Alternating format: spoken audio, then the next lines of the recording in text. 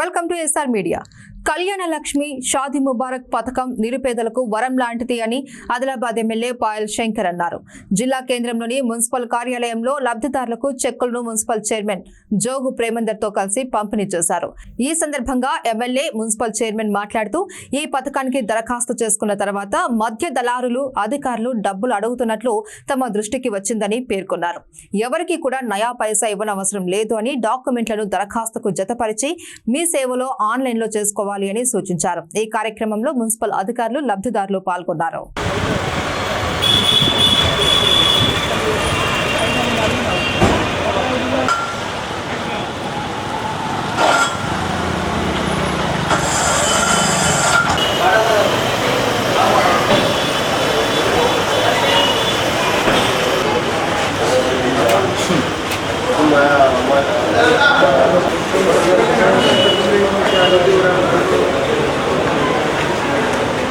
Jaishankar sir अंदर municipality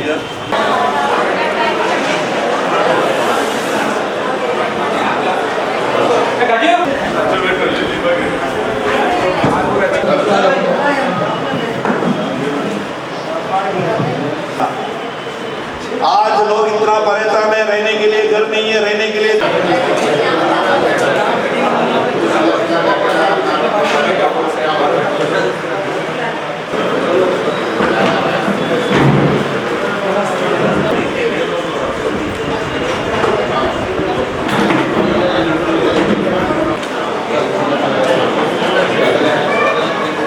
Parveena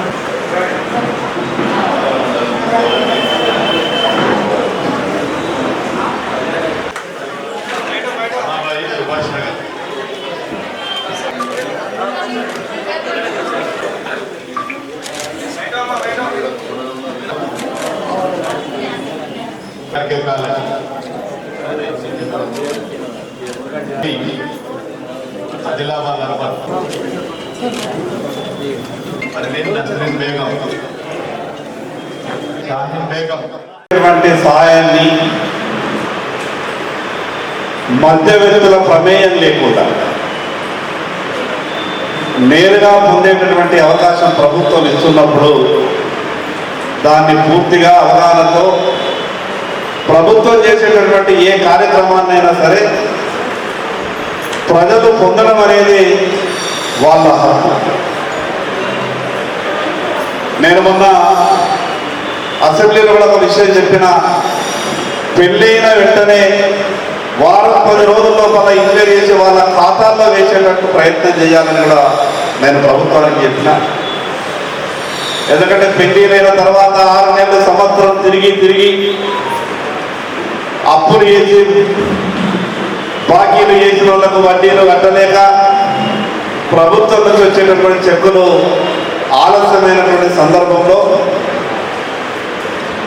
బాధపడుతూ ఎందరో మంది ఫోన్ చేసినప్పుడు నాకు అనిపిస్తుంటే ఈ చెక్కులు తయారు చేసి ఈ రకంగా కొంత సమయం తీసుకోవడంలో కొంత ఇబ్బంది అవుతున్నది కాబట్టి అవకాశం ఉంటే నేరుగా లబ్ధిదారుల ఖాతాలో వేసే విధంగా ప్రయత్నం చేయాలని ప్రభుత్వానికి చెప్పినాం. కానీ ఈ సందర్భంగా మీ అందరికీ ఒక విజ్ఞప్తి చేస్తున్నా, మధ్య దళారులను ఆశ్రయించి నీకు చెక్ ఇప్పిస్తాం 10,000 కావాలా, 20,000 కావాలా, 30,000 కావాలని ఎవరైనా వస్తే ఏ ఒక్కరికి కూడా 10 రూపాయలు ఇవ్వాల్సిన అవసరం లేదు. 10 రూపాయల ఖర్చు లేకుండా మీకు న్యాయంగా ప్రభుత్వం నుంచి రావాల్సినటువంటి ఆ చెక్కును తీసుకునే బాధ్యత మీది.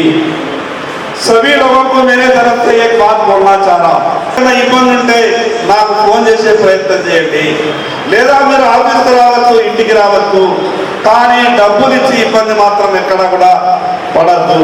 నాకు చాలా మంది ఫోన్లు చేసి అడిగారు, మేము ఇన్ని ఇచ్చినాం సార్, ఇంకా మిగతా ఇస్తలేం కాబట్టి అందుకే చెక్కులు ఆగినాయటానికి కుదరదు. నాకు ఆ రకమైనటువంటి మాటలు అన్నప్పుడు కొంచెం బాధ అనిపించింది. అందుకెవరికి కూడా ఎక్కడ, ఎందుకంటే ఆడపిల్ల పెళ్లి చేసేటప్పుడు ఆ తల్లిదండ్రుల బాధ ఏ రకంగా ఉంటుందో నేను కూడా ఒక ఆడపిల్లకు తండ్రిని కాబట్టి నాకు తెలుసు. ఎన్నో బాధలు పడి కష్టాలు పడి అప్పులు తీసుకొచ్చి పెళ్లి చేసిన తర్వాత ఆ కుటుంబం బాధలు వర్ణనాతీతం ఉంటుంది. ఈ ప్రభుత్వం చేసేటటువంటి సాయంలో మీ అందరికీ మంచి జరగాలన్నదే ఒక ఆలోచన. मुझे मालूम है लड़की की शादी करने के बाद माँ बाप को कितना तकलीफ रहता है. చేసిన ప్రజలందరికీ ఉపయోగపడే కార్యక్రమాలే చేస్తాయి. అది ఆ ప్రభుత్వమా, ఈ ప్రభుత్వమా, రేపు ఇంకో వచ్చే ప్రభుత్వమా, ప్రభుత్వాలు ఏవైనా కావచ్చు. ప్రజలకు పని చేయడమే ప్రభుత్వాల పని, ప్రజలకు పని చేయడమే నాయకుల పని. కాబట్టి మిగతా విషయాలు ఎక్కువ ఆలోచించకుండా మంచి కార్యక్రమాలు ఏ ప్రభుత్వం తీసుకున్నా దాన్ని మంచిగానే చూడాలా. ప్రభుత్వం ఇచ్చేటటువంటి అవకాశాన్ని ప్రజలందరూ సరైన రీతిలో వాడుకునే ప్రజల ఆశీర్వాదంతో మీ అందరి సహకారంతో ఆదిలాబాద్ ఎమ్మెల్యేగా గెలిచిన తర్వాత అడుగడుగున నాకు जब तेलंगाना हासिल होने के बाद सीएम केसीआर साहब ने गरीबों के लिए शादी होने के बाद थोड़ा प्रॉब्लम में रहते, उसके लिए गवर्नमेंट की तरफ से कुछ ना कुछ तोहफा देने के लिए ये स्कीम लॉन्च करा. जब SC/ST